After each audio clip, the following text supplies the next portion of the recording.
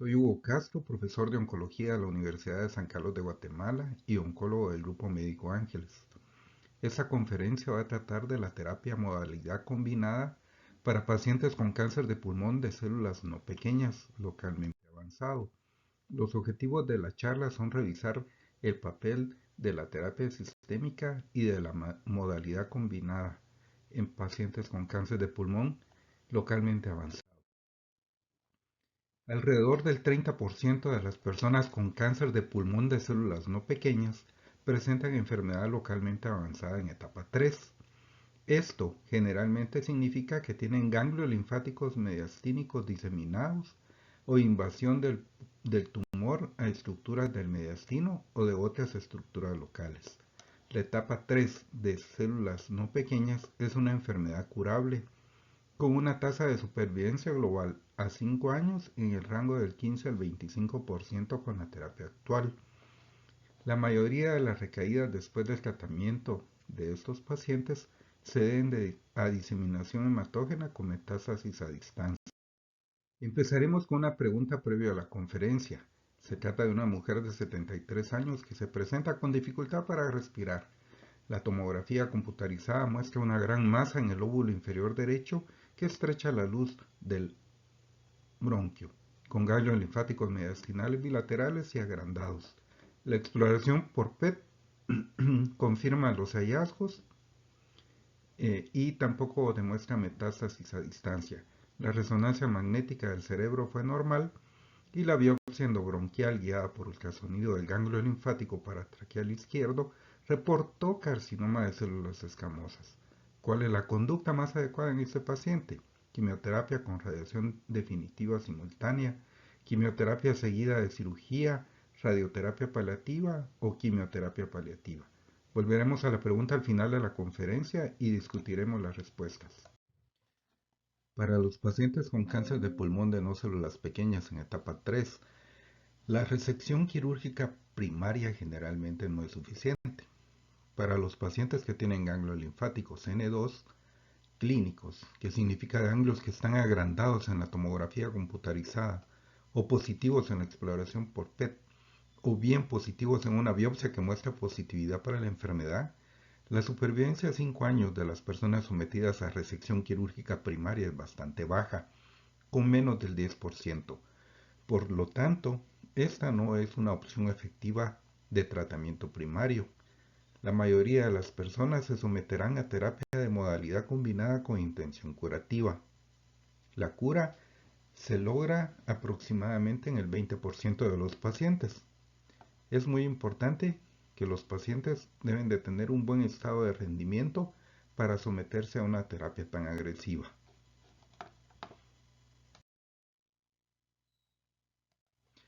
Pero, ¿qué queremos decir con opciones de tratamiento de modalidad combinada?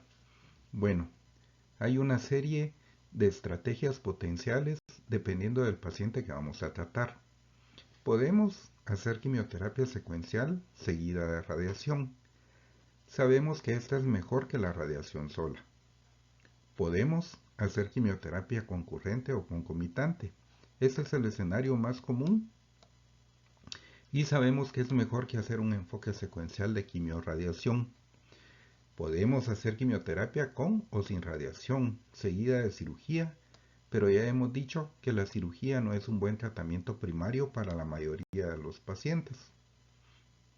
Pero también sabemos que hay al menos un ensayo clínico que demostró que el enfoque con cirugía es bastante similar al enfoque sin cirugía, solo con la combinación. Entonces la pregunta es, ¿realmente necesitamos la cirugía en etapas localmente avanzadas? Hablaremos un poco de eso. También podemos hacer quimioterapia y radiación seguida de quimioterapia de consolidación o ahora la inmunoterapia de consolidación como una opción potencial, o podemos hacer quimioterapia de inducción seguida de quimioterapia más radiación. Esta es una opción que ya no se usa, aunque hay algunos individuos o pacientes que todavía pueden requerir este tipo de tratamiento. Vamos a analizar primero varios estudios que exploran la combinación de quimioterapia secuencial seguida a la radiación frente a la radioterapia. Podemos ver que en todos estos estudios la supervivencia general mejoró con el enfoque secuencial al agregar quimioterapia antes de la radioterapia. También mejoraron la supervivencia 5 años, aunque las cifras, como podemos ver, son relativamente bajas.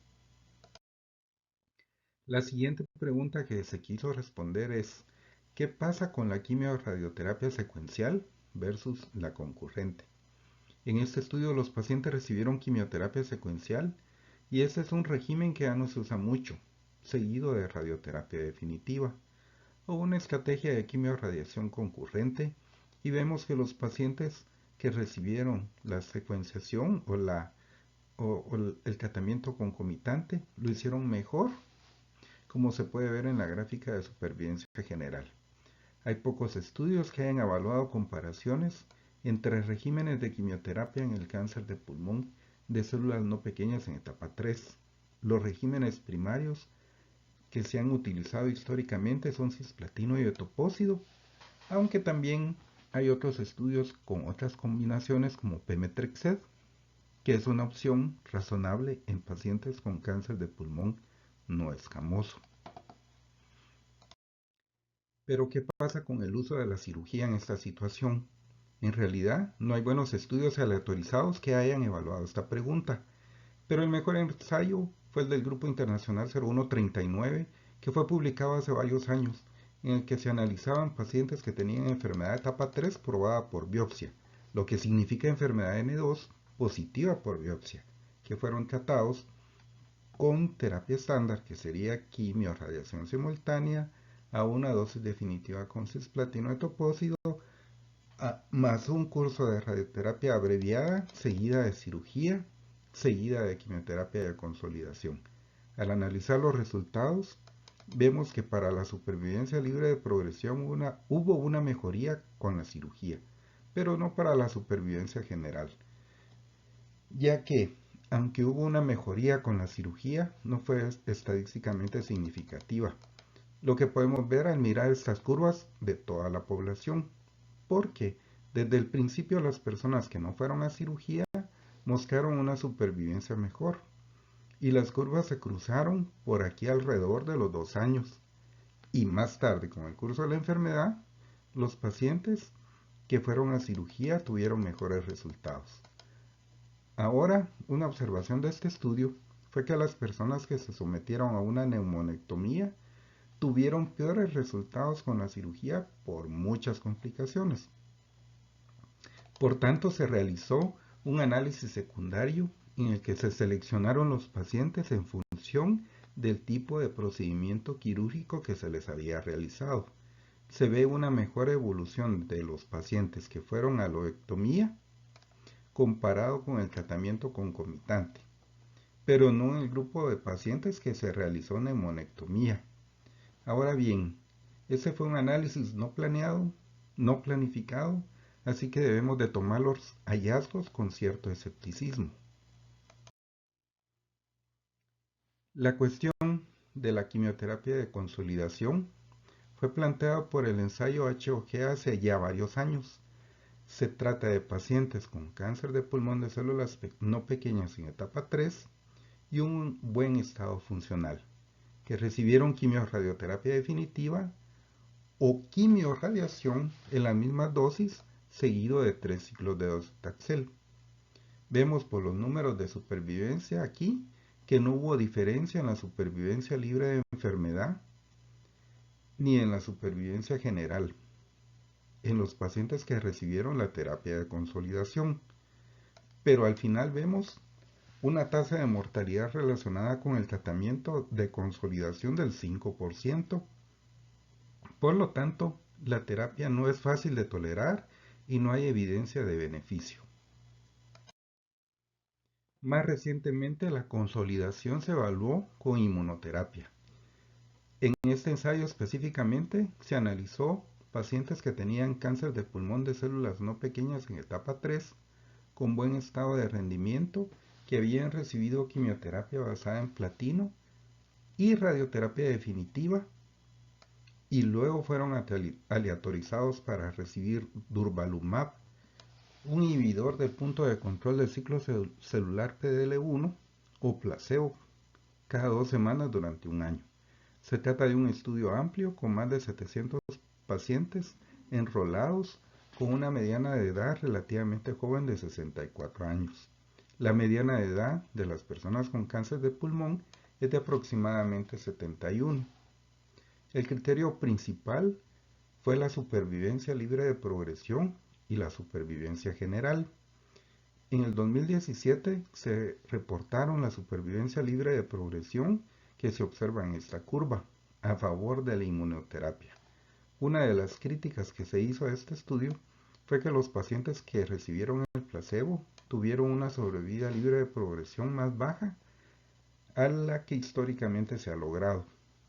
Pero en una situación curativa, los datos de supervivencia son muy importantes porque, por lo que sabemos, las personas que recayeron en este ensayo recibieron inmunoterapia después de la recaída y esto pudo haber mejorado los resultados en el brazo de placebo para la supervivencia. Esta es la actualización del estudio Pacific, donde se demuestra que durvalumab mantiene una diferencia en la supervivencia global a los 12 y 24 meses a favor de la inmunoterapia sobre el placebo. Esta es la curva de supervivencia. La FDA recomienda la consolidación con inmuno en pacientes que fueron sometidos a quimiorradioterapia definitiva para la enfermedad en etapa 3. Que esto vamos a hablar un poco más adelante. Ahora les voy a presentar algunos escenarios de pacientes en etapa 3 porque pueden presentarse de diferentes formas. Por ejemplo, en el caso 1 es un paciente de 60 años sin comorbilidad, con un ECOG 1, sin pérdida de peso, que en la tomografía muestra un tumor en el lóbulo superior derecho de 3 centímetros de diámetro con nódulos tumorales satélites, con adenopatía ipsilateral y contralateral. Un T3N3 con probable N3. ¿Cuál sería el mejor tratamiento? Vemos cirugía, luego radioterapia con quimioterapia, luego cirugía, radioterapia con quimioterapia, radioterapia con quimioterapia más inmunoterapia. Revisemos algunos escenarios y cómo manejaríamos a un paciente con cáncer de pulmón de células no pequeñas en etapa 3. Este caso creo yo que es la situación más común. Es alguien con etapas 3, A, B o C, con compromiso de ganglios mediastinales, ya sea ipsi o contralateral, que tiene un buen estado de rendimiento. Está en forma y ha perdido menos del 10% del peso corporal. En estas personas el tratamiento primero es la quimioterapia concurrente con radioterapia definitiva. Para las opciones de quimio podemos usar cisplatino, carbo o carbo más cetopósido durante 2 ciclos simultáneos con radiación, o bien carboplatino y taxol semanalmente durante la radioterapia, seguido potencialmente de consolidación, o bien carboplatino y paclitaxel durante 2 ciclos. O en personas que tienen adenocarcinoma no escamoso, podemos utilizar platino más pemetrexed durante 4 ciclos, con 2 o 3 de esos ciclos simultáneamente con la radioterapia. Cuando sea posible debemos de considerar la terapia de consolidación con durvalumab después de completar la quimioterapia concurrente y la radioterapia con la mejora de la supervivencia libre de progresión y la supervivencia global. Podemos tener esas dos opciones de tratamiento. Otro caso sería un paciente en buen estado general, sin pérdida de peso, en una etapa 3A, que está dado por un tumor mayor de 7 centímetros, sin ganglios. Para las personas que tienen enfermedad de etapa 3A, que tienen un N2 no voluminoso o solo enfermedad de N1 con afectación T3 o T4 o un T4 sin compromiso de ganglios, preferiblemente en pacientes más jóvenes con buen estado funcional ECOG 0 o 1, Las opciones de tratamiento incluyen quimiorradioterapia concomitante, como hemos señalado antes, probablemente con la consolidación de durvalumab, o si no requieren una neumonectomía, se puede dar quimioterapia neoadyuvante concurrente con un curso abreviado de radiación seguido de resección de la enfermedad dentro de las 6 primeras semanas. Entonces, lobectomía y muestreo de ganglios mediastinales. Si el paciente es irresecable o si se logra una resección incompleta después de la quimiorradiación, se recomendaría completar la radioterapia y la quimioterapia potencialmente. Entonces tenemos estas dos, ya sea que el paciente se logre operar o bien que continúe con la terapia de consolidación. El tercer escenario es un paciente de 71 años, ahora diabético, con ECOG-2, con pérdida de 20 libras de peso, con el mismo nódulo de 3 centímetros y ganglios mediastinales y contralaterales. Aquí utilizaríamos en pacientes en etapa 3 frágiles o mayores que tienen una pérdida significativa de peso.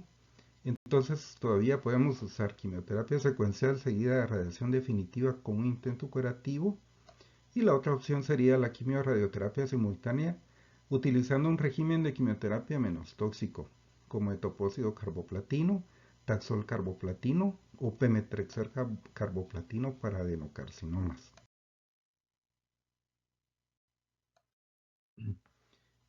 Otra situación es en paciente mayor que tiene también una masa grande con compromiso de derrame pleural. Para pacientes en etapa 3 de la enfermedad con tumores grandes que requerirían un gran volumen de radioterapia que aumenta la toxicidad, podemos utilizar también un enfoque secuencial con quimioterapia seguida de radioterapia definitiva. Este tratamiento se puede hacer con el fin de tratar de reducir el tumor e irradiar un campo más pequeño con menor toxicidad, o bien un enfoque de quimioterapia de inducción seguido de quimiorradiación simultánea. Esto es más difícil de hacer, pues los efectos secundarios potenciales son bastante importantes. Por lo tanto, aquí realmente lo que debemos de hacer es elegir cuidadosamente qué paciente se puede beneficiar de qué estrategia en forma segura.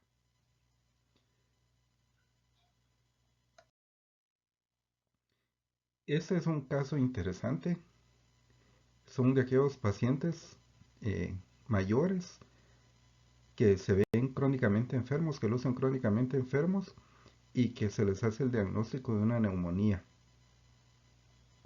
Aquí, por ejemplo, se le ve un cáncer de células escamosas en el bronquio lobar inferior derecho con neumonía obstructiva asociada. Aquí se observa el tumor que ocupa el lumen del bronquio inferior y luego se evidencia el compromiso parenquimatoso obstructivo. Y esos pacientes llegan después de haber sido tratados con un curso de antibióticos sin no mejorar. Estos son aquellos pacientes con un ECOG muy deteriorado, de edad muy avanzada, con más de 10% de pérdida de peso, eh, o han tenido una pérdida muy importante de su actividad.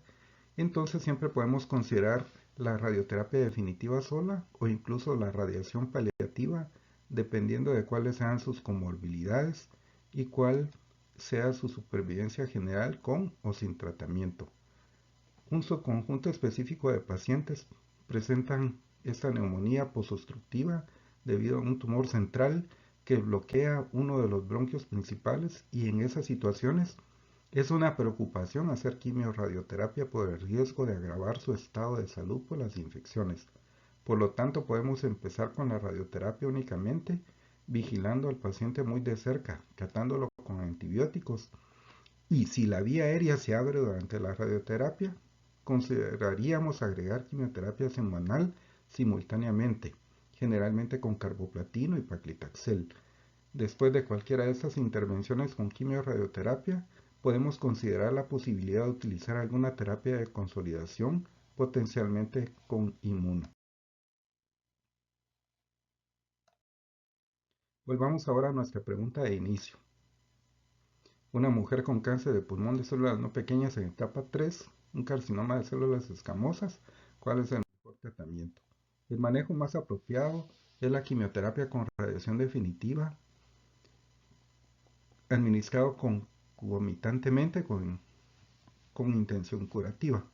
Esa mujer tiene una gran masa, linfáticos, eh, y entonces, pero podemos realizar un tratamiento curativo y no quedarnos con un enfoque paliativo, sino mis mensajes finales son que la etapa 3 del cáncer de pulmón de células no pequeñas es una enfermedad curable. Las tasas de supervivencia a 5 años no son tan altas como quisiéramos, pero alrededor del 20 al 25% logran buenos resultados a largo plazo. El tratamiento estándar para la mayoría de las personas es la quimiorradiación concurrente seguida de inmunoterapia, que en la actualidad es un tratamiento que debe considerarse en este contexto. Sin embargo, la función de la quimioterapia sistémica de consolidación después de la quimiorradioterapia simultánea para el cáncer de pulmón de células no pequeñas y resecable aún no está clara, ya que han habido otros estudios que han demostrado que la consolidación no funciona. Por otro lado, hay algunos pacientes seleccionados que pueden beneficiarse de la quimioterapia neoadyuvante o de quimiorradiación seguida de cirugía. Por lo tanto, el tratamiento debe ser individualizado en función de la salud del paciente y de sus comorbilidades. Gracias. Nos vemos en la próxima.